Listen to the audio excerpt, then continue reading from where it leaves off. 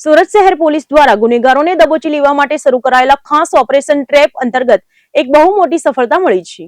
પોલીસે છેલ્લા 100 દિવસમાં દેશભરમાંથી ખૂન, લૂંટ અને બળાત્કાર જેવા ગંભીર ગુનાઓમાં છેલ્લા 30 વર્ષથી નાસ્તા ફરતા 243 જેટલા રીઢા આરોપીઓને ઝડપી પાડ્યા છે। સુરત શહેરમાં ટ્રાફિક નિયમનથી લઈને પોલીસ કમિશનરના બંદોબસ્તમાં ખભે ખભા મિલાવીને કામ કરતા હોમગાર્ડ જવાનોના શોષણ અને ભ્રષ્ટાચારની એક અત્યંત ચોંકાવનારી ઘટના પ્રકાશમાં આવી છે। સુરત હોમગાર્ડ વિભાગના જવાનો પાસેથી દર મહિને હજારો રૂપિયાની ગેરકાયદેસર કટકી અને ઉઘરાણી કરવામાં આવતી હોવાના સનસનાટીભરી આક્ષેપો ઉઠ્યા છે। રક્ષકો પાસેથી જ ભ્રષ્ટાચારના જોરે નાણાં ખંખેરવાના આ કથિત કૌભાંડને કારણે હોમગાર્ડ બેડામાં ભારે ખળભળાટ મચી ગયો છે। પોતાની ઓળખ છુપી રાખીને પીડિત જવાનો દ્વારા કરવામાં આવેલા આક્ષેપો મુજબ સુરતમાં ફરજ બજાવતા હોમગાર્ડ જવાનો પાસેથી દર મહિને રૂપિયા 3000 થી લઈને 5000 સુધીની મસમોટી રકમની સરેઆમ ઉઘરાણી કરવામાં આવે છે। જવાનોનો સીધો અને ગંભીર આરોપ છે કે વિભાગના જ કેટલાક ઉચ્ચ કક્ષાના અધિકારીઓ અને વહીવટદારો દ્વારા તેમની પાસેથી નોકરી ચાલુ રખાવવાના નામે અને ચોક્કસ પોઈન્ટ પર ફરજ સોંપવા બદલ આ કમાણીના પૈસાની ખુલ્લેઆમ માંગ કરવામાં આવી રહી છે। આ ભ્રષ્ટાચારની સૌથી કરુણ અને આઘાતજનક બાબત એ છે કે હોમગાર્ડના આ કર્મચારીઓ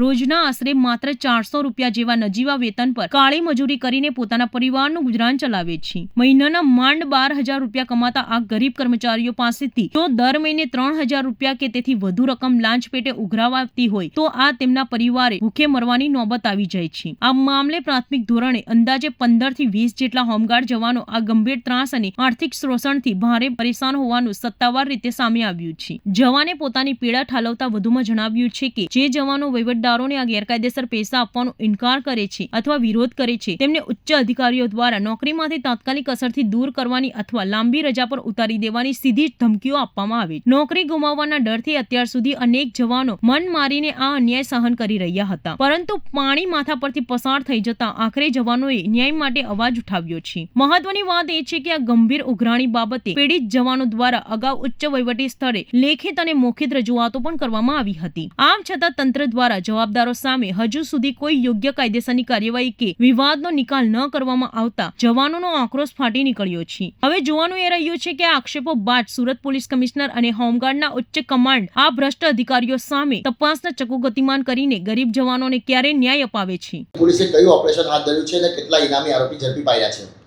સુરત શહેર સમગ્ર રાજ્યનો એક ઇકોનોમિક હબ છે અને સુરત શહેરમાં કુલ 90 લાખ જેટલી વસ્તી છે અને આ 90 લાખ જેટલી વસ્તીમાં 45 લાખથી વધુ લોકો એવા છે જે સમગ્ર દેશના અલગ અલગ 28થી વધુ રાજ્યોના લોકો છે જે અહીંયા લાંબા સમયથી વસવાટ કરી રહ્યા છે, ગુજરાન ચલાવી રહ્યા છે।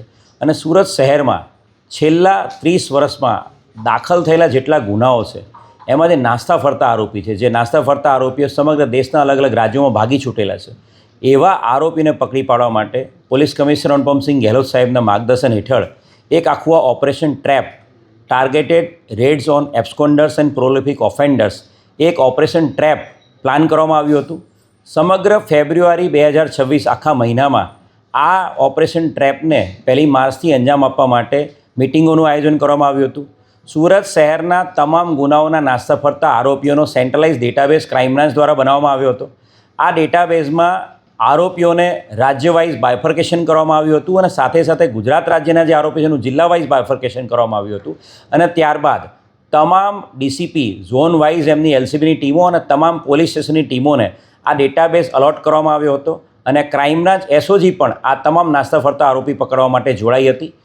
100 દિવસના ટૂંકા ગાળામાં 1 માર્ચ 2026થી 10 જૂન 2026ની વચ્ચે 100 દિવસની અંદર કુલ મળીને 243 જેટલા અલગ અલગ નાસ્તા ફરતા આરોપી, વોન્ટેડ આરોપી અને પેરોલ જમ્પ આરોપી પકડી પાડવામાં ખૂબ મોટી સફળતા સુરત શહેર પોલીસને અનુપમસિંહ ગેહલોત સાહેબ કમિશનર સાહેબના માર્ગદર્શનમાં મળી છે।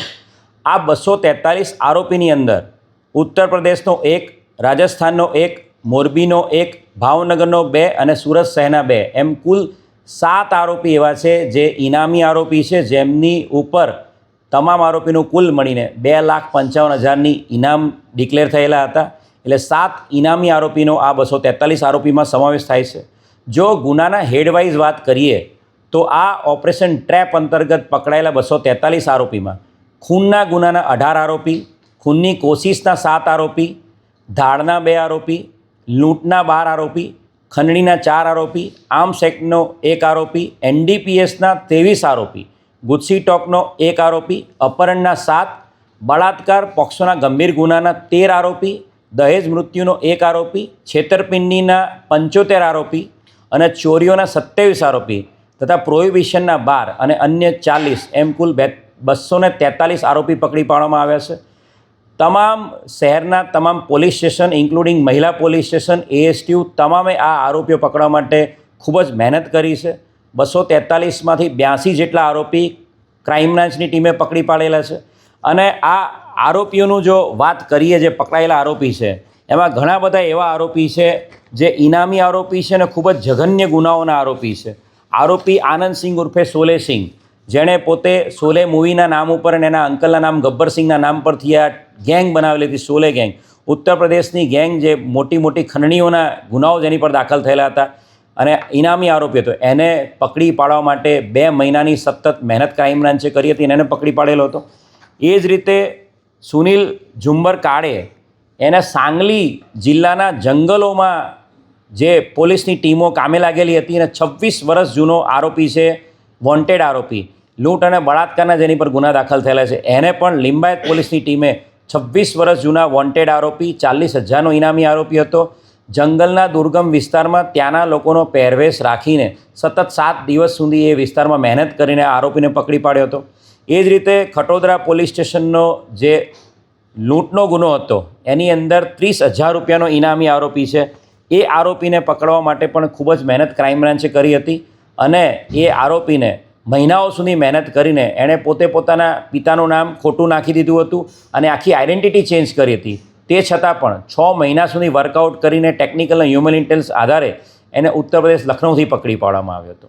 24 વર્ષથી વોન્ટેડ 10,000નો ઇનામી આરોપી ગંગારામ, એને PCBની ટીમે એમની ચોક્કસ ઇન્ફોર્મેશન આધારે, હ્યુમન ઇન્ટેલિજન્સ આધારે હૈદરાબાદ જઈને 24 વર્ષથી જે વોન્ટેડ આરોપી હતો ખૂનના ગુનાનો, 24 વર્ષ જૂનો, એને PCBની ટીમે પકડી પાડેલો છે. એ જ રીતે 2009ના વર્ષમાં જે ધાળનો આરોપી, 17 વર્ષથી નાસ્તો ફરતો આરોપી નાગેન્દ્ર મોનુભાઈ રામજતન પારસી સરોજ, એને પણ PCBની ટીમે અમદાવાદના સનાથડ ચોકડી પાસેથી ચોક્કસ ઇન્ફોર્મેશન આધારે અને જે વર્કઆઉટ કર્યું એના આધારે પકડી પાડ્યો હતો. એ જ રીતે PCBની ટીમે 8 વર્ષથી વોન્ટેડ 10,000નો ઇનામી આરોપી સુનિલ કિશોરી પ્રસાદ, એ પણ મર્ડરના ગુનાનો આરોપી હતો, એને પણ મહારાષ્ટ્રમાં સતત 7 દિવસ સુધી જે ટીમ છે ત્યાં રોકાયેલી હતી. ટેકનિકલ વર્કઆઉટ અને હ્યુમન ઇન્ટેલિજન્સ પર વર્કઆઉટ કર્યું હતું અને 2018નો આ 10,000નો ઇનામી આરોપી સુનિલ કિશોર પ્રસાદને પકડી પાડવામાં આવ્યો હતો. અને એ જ રીતે રાજસ્થાનમાં જે આબકારી અધિનિયમનો ગુનો છે એના 2015નો 11 વર્ષથી વોન્ટેડ આરોપી જહાંગીર ઇબ્રાહિમ હસન મલેક, એને ક્રાઇમ બ્રાન્ચની ટીમે એક ચોક્કસ હકીકત મળી હતી કે આ આરોપી સુરત આસપાસ વિસ્તારમાં રહેતો છે અને એની હકીકતના આધારે જે વર્કઆઉટ કર્યું એના આધારે આ જહાંગીર ઇબ્રાહિમ હસન મલેકને ક્રાઇમ બ્રાન્ચની ટીમે ઉમરા સુરત ખાતેથી પકડેલો છે. ખૂબ મોટી સફળતા સુરત શહેરને, સુરત શહેર પોલીસના તમામ યુનિટને મળી છે. સુરત શહેર પોલીસ કમિશનર અનુપમસિંહ ગેહલોત સાહેબના માર્ગદર્શન હેઠળ અને માનનીય નાયબ મુખ્યમંત્રી હર્ષ સંઘવી સાહેબ અને DGP શ્રી GS મલેક સાહેબના માર્ગદર્શન હેઠળ આખું ઓપરેશન 100 દિવસનું ઓપરેશન ટ્રેપ ચલાવવામાં આવ્યું હતું અને 243 આરોપી પકડી પાડવામાં આવ્યા છે. અને આ ઓપરેશનમાં હજુ પણ સમગ્ર દેશમાં અલગ અલગ ટીમો મોકલીને વધુ આરોપી પકડી પાડવા માટે મહેનત ચાલુ છે.